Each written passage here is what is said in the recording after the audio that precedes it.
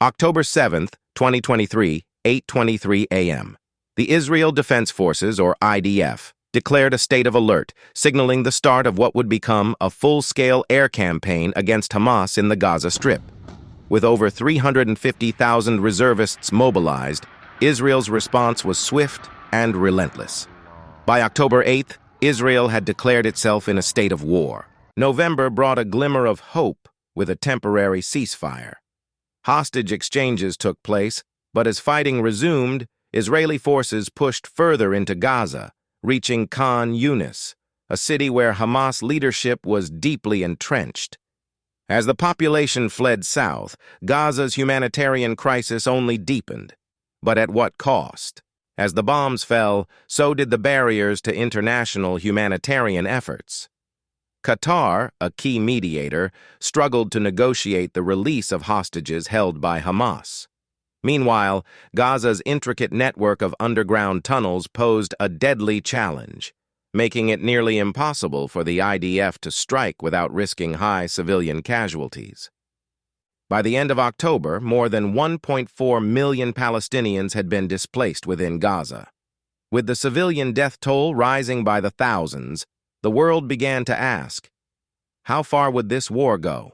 The end of October saw a new phase, a slow and methodical ground invasion. Unlike past conflicts, Israel's advance was deliberate, aiming to minimize losses while maximizing control.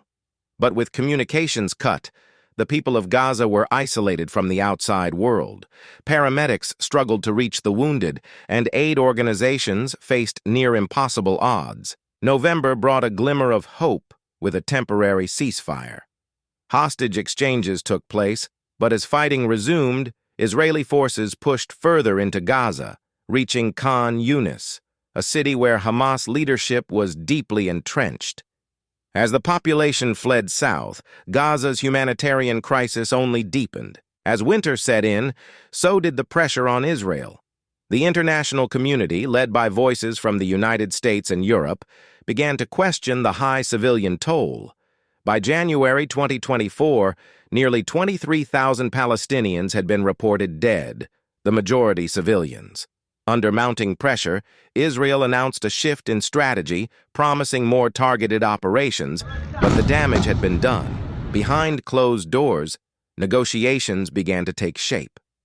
A three-phase pause was proposed, aiming to bring an end to the war and secure the release of the remaining hostages. Yet, the prospect of peace remained elusive as both sides dug in their heels.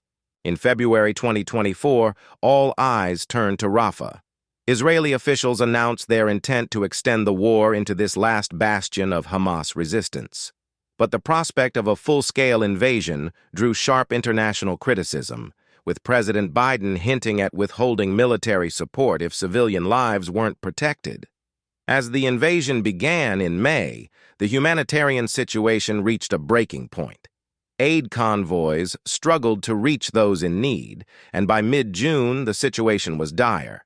Despite intense fighting, including the rescue of hostages in a daring operation, the war showed no signs of ending.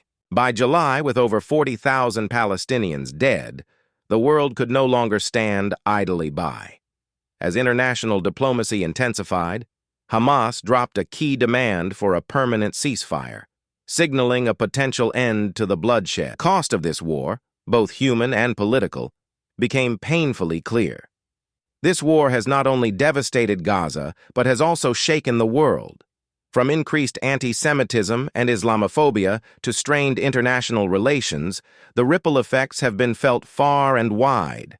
As Israel and Hamas inch closer to a ceasefire, one question remains. Will this be the war that finally brings lasting peace, or will it simply set the stage for the next chapter in this age-old conflict? This story is far from over.